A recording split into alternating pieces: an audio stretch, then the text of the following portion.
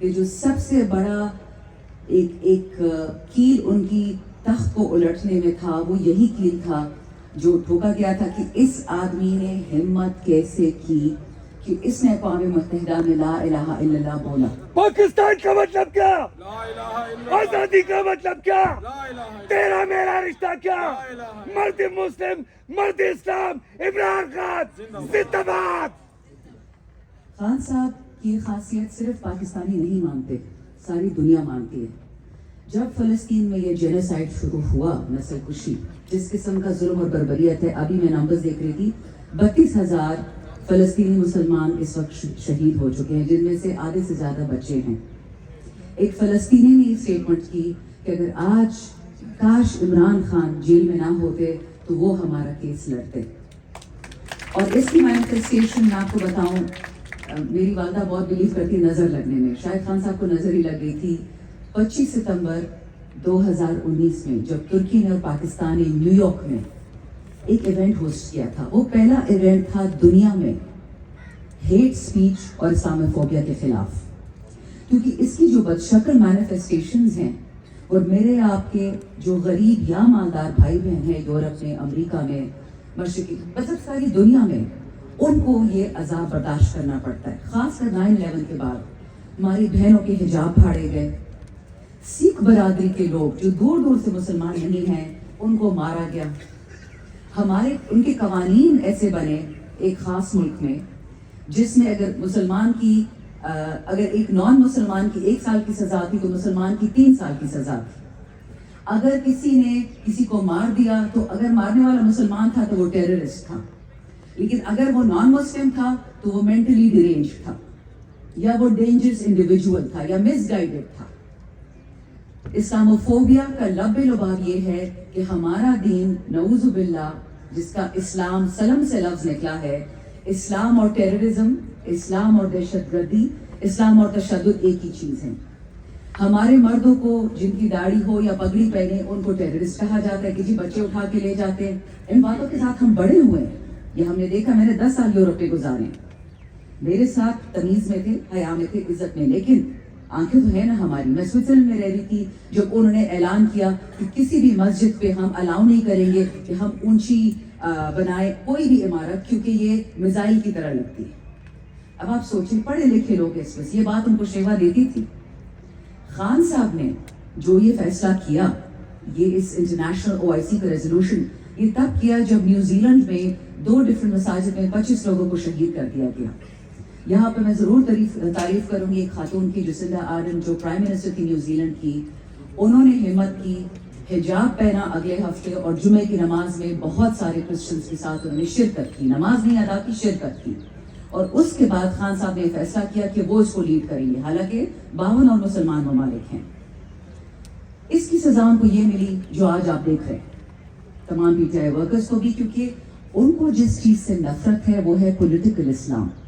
یعنی آپ مسلمان وہ ہوں جو چھپ کے نماز پڑھیں، فتح مکہ سے پہلے کا جو حال تھا، آپ چھپ کے کلمہ پڑھیں، آپ چھپ کے اسلام پریکٹس کریں. آپ کی خواتین حجاب نہیں پہن سکتی، برقع نہیں پہن سکتی، چہرہ نہیں ڈھک سکتی. کیوں نہیں ڈھک سکتی؟ جب قرآن کہتا ہے لا اکراہ فی الدین، اور جب فرینچ قانون کہتا ہے کہ آپ نے فرانس میں رہتے ہوئے آپ نہیں پہن سکتی دینی چیزیں، تو کیا پھر وہاں پہ کراس کیوں پہنتے ہیں، صلیب کیوں پہنتے ہیں لوگ؟ پھر وہ بھی منع کرتے ہیں. کرسمس کیوں سیلیبریٹ ہوتا ہے؟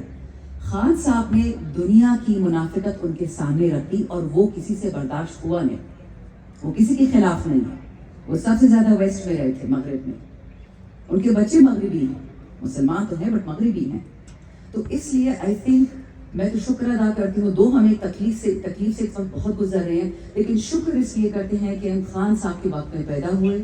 وہ ہمارے لیڈر تھے، ہیں اور رہیں گے. اور وہ جو جدوجہد کر رہے ہیں وہ انشاءاللہ ہم خراب نہیں ہونے دیں گے. لیکن آپ سب سے بھی ایک ریکویسٹ ہے، اگر میں آپ کی توسط سے یہ بات کہہ سکوں کہ ہم نیو ایج مسلمز ہیں. اگر آپ یاد، ایک زمانے میں ایک منافقت ہوتی تھی پاکستان میں، ہم کہتے تھے انلائٹن ماڈریشن، ہم معافی مانگتے تھے مسلمان ہونے کی.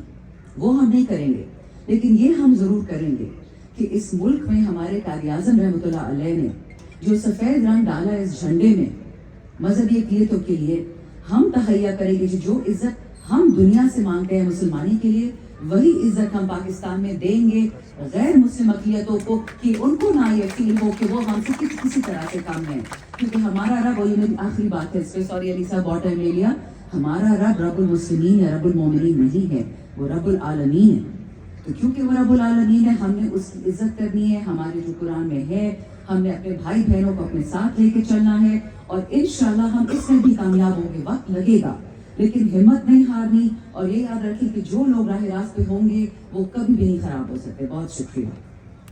हासिल हुआ है तो मैं समझता हूँ कि ये एक बहुत अच्छी खुशाइंद जो है बात है कि ऐसे लोग जो जज्बा खिदमत से सरशार हैं और जिनकी सारी ज़िंदगी जो है एक कशमकश और जद्दोजहद में गुजरी है, और जो इंसानी हकूक़ के अलंबरदार भी हैं, वो पाकिस्तान तहरीक इंसाफ में उन्होंने शामिल होकर मैं समझता हूँ कि ये इस कॉज को और आगे ज़्यादा प्रमोट किया है।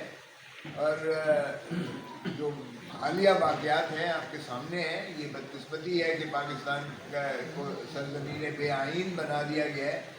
यहाँ एक ऐसा डबल किस्म का हाइब्रिड सिस्टम को नाफिज और जारी और सारी कर दिया गया है कि तमाम इंसानी हकूक़ की कदरें जो हैं वो पामाल कर दी गई हैं, और जो आइनी तहफ़्फ़ुज़ात बुनियादी हकूक़ थे आवाम, उससे भी जो है उनको महरूम कर दिया गया है। हमारी 10 मार्च की यानी एतवार ये जो अभी गुजरा है, उस दिन की हमारी पुरअमन तहरीक जो हमने मैंडेट चोरी के ख़िलाफ़ जो तहरीक जिसका हमारे चेयरमैन इमरान खान साहब ने ऐलान किया था, हम सारे पाकिस्तान में निकला, और लेकिन लाहौर में जो जबर और तशद्दुद किया गया वो सब आपके सामने है। FIR दर्ज की गई, मुझे और सलमान अकरम राजा को गिरफ़्तार कर लिया गया, हालांकि बड़ा वाज़ेह है 130 का rules of practice and procedure rules कौमी असम्बली के कि बिना स्पीकर की प्रायर परमिशन के बगैर गिरफ्तारी MNA की नहीं हो सकती है। तो हमने वो प्रिविलेज मोशन भी दाखिल करवाया है असम्बली में, और इसकी स्पीकर की इजाज़त से वो यकीनी बात है कि जब कमेटी प्रिविलेज कमेटी बनेगी तो उस पर पेशरफ्त होगी। लेकिन मैं नहीं छोड़ूंगा, ना IG पंजाब को छोड़ूंगा जिसने मुझे अगवा करवाया, ना SSP, ना DIG, और ना ही SHO साउथ कैंट या नॉर्थ कैंट, और DSP जो राना इशफाक था वहाँ, जिसने मुझे ले जाकर 5-6 घंटे बिठाए रखा। ये अगवा भी है, ये जो है आपसे बेजा भी है, ये क्रिमिनल इंटिमिडेशन भी है, ये फिर फॉल्सिफिकेशन ऑफ रिकॉर्ड करके एक फ्रॉड किया गया है। फिर हमारे साथियों को MPAs को गिरफ़्तार किया गया, फिर हमारे कारकुनों को गिरफ़्तार किया गया। जो पर्चे दर्ज किए गए वो बिल्कुल फर्जी थे, और दूसरे ही दिन जो है एंटी टेररिस्ट कोर्ट ने सभी को जो है। और इसी पाकिस्तान अवामी महाज के प्लेटफार्म से दोस्त आप जानते हैं कि 8 फरवरी 2024 को जो होने वाला इलेक्शन था, उसमें हमने हिस्सा लेने का फ़ैसला किया। मैंने खुद NA 130 से अपने जो नॉमिनेशन पेपर थे वो सबमिट किए, लेकिन उसके बाद दोस्तों ने, हम सब ने ये फ़ैसला किया कि मोहतरमा डॉक्टर यास्मीन राशिद साहबा की जो खिदमात हैं जमहूरियत के लिए, उनकी जो खिदमात हैं इंसानी हकूक़ के लिए, और उन्होंने जो कैदोबंद की सऊबतें बर्दाश्त की जमहूरियत के लिए, उनकी खिदमात इतनी है कि हमने उनके हक़ में विड्रॉ किया और मोहतरमा डॉक्टर यास्मीन राशिद साहबा का इलेक्शन हमने लड़ा। इसी बात को आगे बढ़ाते हुए, देखते हुए, जब हम पाकिस्तान के अवाम के मसाइल को देखते हैं और पाकिस्तान के जो इकनॉमिक क्राइसिस है उसको देखते हैं, उसका जो पॉलिटिकल क्राइसिस है उसको देखते हैं, तो हम इस नतीजे पर पहुंचते हैं कि वो